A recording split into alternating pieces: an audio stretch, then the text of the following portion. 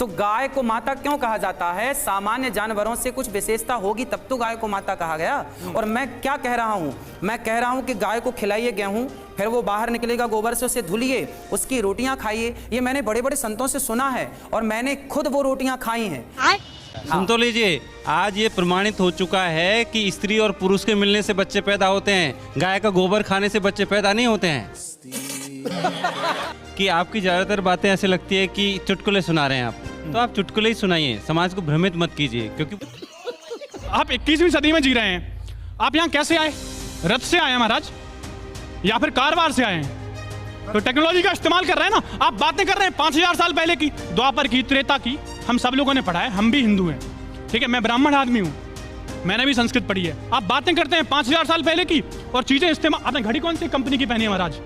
हमें जो दे देती दिया जाता है महाराज, तो पहन लेते हैं। अगेंस्ट क्यों बोलते हैं आप? मेडिकल साइंस के अगेंस्ट बोल रहे हैं। आपने सिस्टम ही बदल दिया पूरा कि भाई गाय के गोबर खाने से बच्चा पैदा हो जाएगा या अभी मजा आएगा ना भिड़ो। तो दोस्तों, शुरू की क्लिप देखकर आप समझ ही गए होंगे कि आज की वीडियो किस टॉपिक पे होने वाली है।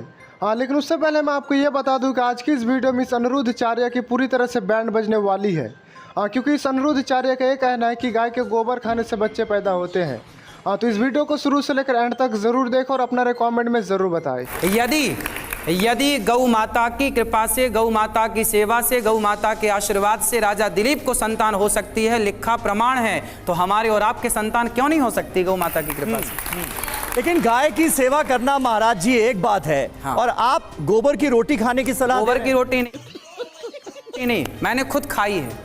खाइए आप। मैंने गोबर की रोटी नहीं, वो क्या है, एक प्रोसेस है। गाय के अंदर जब गेहूं जाता है तो आप इसको सर्च कीजिएगा, यूट्यूब पे, गूगल में करिएगा। उस गाय के अंदर जब वो गोबर जाता है और जब वो गोबर गाय के अंदर गेहूं जाता है और वो गोबर के द्वारा बाहर आता है, उसके जो सामान्य गेहूं है और उस गेहूं को आप देखेंगे तो दोनों में अंतर होता है ना। और वो गाय कोई पशु नहीं है। गाय इसलिए हम सनातनी लोग माता कहते हैं, गावो विश्वस्य मातरः। तो गाय को माता क्यों कहा जाता है? सामान्य जानवरों से कुछ विशेषता होगी तब तो गाय को माता कहा गया। और मैं क्या कह रहा हूँ? मैं कह रहा हूँ कि गाय को खिलाइए गेहूं, फिर वो बाहर निकलेगा, गोबर से उसे धुलिए, उसकी रोटियां खाइए। ये मैंने बड़े बड़े संतों से सुना है और मैंने खुद वो रोटियां खाई हैं। तो यानी इसका मतलब एक तरह से आप मेडिकल साइंस को चुनौती दे रहे हैं। भाई चुनौती हम नहीं दे रहे, हमारी गौ गाय माता के चुनौती दे गोबर रही है। का जो गेहूं है वो धुल के खाओ तो संतान की प्राप्ति हो जाएगी। ऐसा मैंने आप क्या कहना चाहेंगे? गाय के गोबर का जो गेहूं है उसे धुलकर खाओ तो संतान की प्राप्ति होगी, क्या है आपके हिसाब से?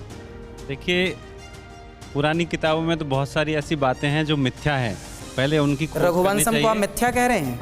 आज सारी ये बातें महाकवि कालिदास की बातों को आप मिथ्या कह सारी देंगे? बातें साबित हो चुकी है। आपने पढ़ा रघुवंशम? हाँ, रघुवंश पढ़ा है, संस्कृत भी पढ़ी है। आप ये कहकर मत डराइए कि रघुवंश पढ़ लिया तो आप ज्ञानी हो गए। रघुवंश हमने पढ़ा है। आप बाबा सुन तो लीजिए, सुन तो लीजिए। आज ये प्रमाणित हो चुका है कि स्त्री और पुरुष के मिलने से बच्चे पैदा होते हैं, गाय का गोबर खाने से बच्चे पैदा नहीं होते हैं।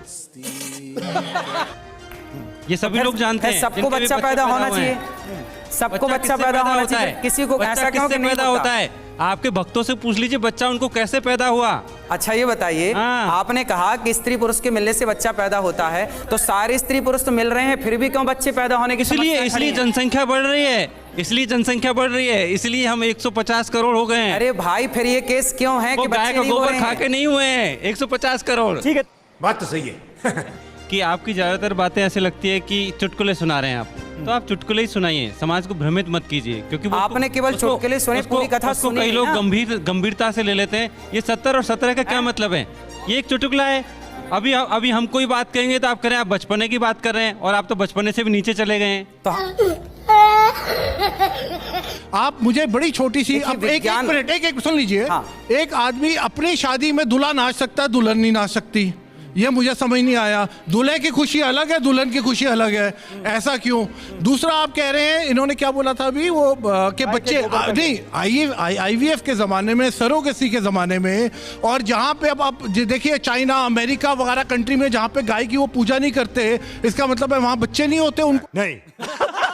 ये होता, सुन लीजिए, जो प्रक्रिया 99.99% टाइम सक्सेसफुल होती है उसको साइंस कहते हैं। सिंपल सी क्यों चीज है। हमारे वेद तो प्रमाणित जो नहीं चीज है? रिपीटेडली सक्सेसफुल, अगर जो चीज 40, 50, 60% होती है उसको साइंस तो नहीं क्या कहते। वेद को आप प्रमाण नहीं मानते? अरे वेद, आप वेदों पे क्यों जा रहे हैं? मैंने क्यों? आपको वेद ही बताया। विज्ञान है। आप विज्ञान कहाँ से आया? आप बात कर रहे हैं बच्चों की, आप कह रहे हैं बच्चों को गाय का ये दो तो बच्चे पैदा हो जाएंगे। तो दोस्तों जो आपने अभी तक देखा बस वो एक छोटी सी क्लिप थी और अभी असली पिक्चर बाकी है, क्योंकि मैं जो अभी आपको दिखाने वाला हूँ उसे देखकर आप हंस के लोटपोट हो जाओगे। तो इस वीडियो को एंड तक जरूर देखें। जाइए, हाँ, पाकिस्तान में भी मुसलमान रहता है और बांग्लादेश में भी मुसलमान रहता है। जब दोनों मुसलमान थे तो देश को टुकड़े करने की क्या जरूरत पड़ी? क्योंकि दोनों की भाषाएं अलग थी। इस पर सवाल क्या है? शुद्धाचार्य जी से क्या पूछना? सवाल ये है कि ये सब मैंने कहा था कि जनता जाती है धर्म के लिए क्योंकि उसे मोक्ष मिलेगा। धर्म का व्यापार करने वाले लोग इसलिए आते हैं क्योंकि उसे अर्थ मिलेगा, काम मिलेगा। बाबा धर्म की का कृपा से व्यापार हो रहा कोई है, साइकिल बताइए? वाले के पास बाइक नहीं आएगी, लेकिन बाइक मतलब बाबा के पास मर्सिडीज और करोड़ों की संपत्तियां जरूर बढ़ जाएंगी। महाराज जी क्या क्या? धर्म का उनसे- व्यापार कर रहे हैं? सीधा सवाल। उनसे पूछिए कि धर्म का क्या व्यापार हो रहा, पूछिए क्या व्यापार है धर्म का? आपको क्या दिख रहा है? बाबा की वेबसाइट पे जाएं, हर पेज के एक नीचे लिखा है दान कीजिए, दान कीजिए। यही धर्म का व्यापार है। अच्छा, सही पकड़े हैं। आप कभी वृंदावन गौरी गोपाल आए? वहां पे आए, वहां पर अखंड 30,000 लोग पर डे भोजन करते हैं। अगर 150 सारे बच्चे मंदिरों निःशुल्क से पढ़ते हैं, सारे 280 माताएं रहती हैं वहां, तो सब फ्री में होगा? सारे मंदिरों से दान पेटियां हटा दी जाएं तो धर्म का कारोबार खत्म हो जाएगा। ये बड़ी अच्छी बात कही आप। बार कि मुसलमानों के यहाँ वो चलता है, क्या बोलते हैं उसको, मदरसा। आपने बोला मदरसा चल रहा है, मदरसा चले उससे इनको कोई आपत्ति नहीं, पर गुरुकुल चल रहे हैं तो क्यों चल रहे हैं, इनसे आपत्ति है। आपको नहीं लगता है जब आप इस तरह की चीजें बोलते हैं तो उनके करियर पे आप कहीं ना कहीं एक ब्रेक लगवा रहे हैं? क्योंकि बाहर अब तो चीनी जो कि इतने कट्टर चीनी उसके वो मैड्रिन के थे, वो लोग इंग्लिश पढ़ रहे हैं क्योंकि उनको पता है ग्लोबलाइजेशन का जमाना है। और आप यहाँ पे भारतीय बच्चा जो आज की डेट में पढ़ना चाहता है, आप कह रहे हो नहीं हिंदी का प्रयोग करो, हस्बैंड नहीं बोलो, पति। पता इतनी छोटी छोटी बातों पे आप तो एक गुरु हैं, आपको तो ये आप चीजें ओवरलुक देखिए, करनी चाहिए। महाराज बोला जब अमेरिका जाइए, लंदन जाइए तो इंग्लिश में बात करिए, पर अपने घर में आइए अपने दोस्तों से तो अपनी भाषा में बात करिए। इतनी सी तो बात है, इसे क्यों नहीं समझ रहे हैं आप लोग? क्योंकि मेरा भारत महान, मेरा भारत यहाँ पे मेरे दिल में है। मुझे किसी का सिग्नेचर नहीं चाहिए कि भाई मैं किस भाषा में बात करूं। बोल रहे हैं पति परमेश्वर होता है। हिंदू धर्म में पति परमेश्वर है कि नहीं महाराज? मानते हैं? सनातन में पति परमेश्वर है। पत्नियों से पूछो ना कि मानती आप भी तो बोलते हैं, फिर उनके सामने नाचने में क्या परेशानी है?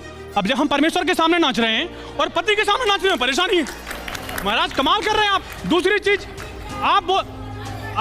नहीं, हम आपसे बात करने नहीं, हम महाराज से सवाल पूछ लें, आप लोग शांत रहेंगे थोड़ी देर। आप हमें महाराज ये बताइए, आप 21वीं सदी में जी रहे हैं, आप यहाँ कैसे आए? रथ से आए हैं महाराज या फिर कारवार से आए हैं?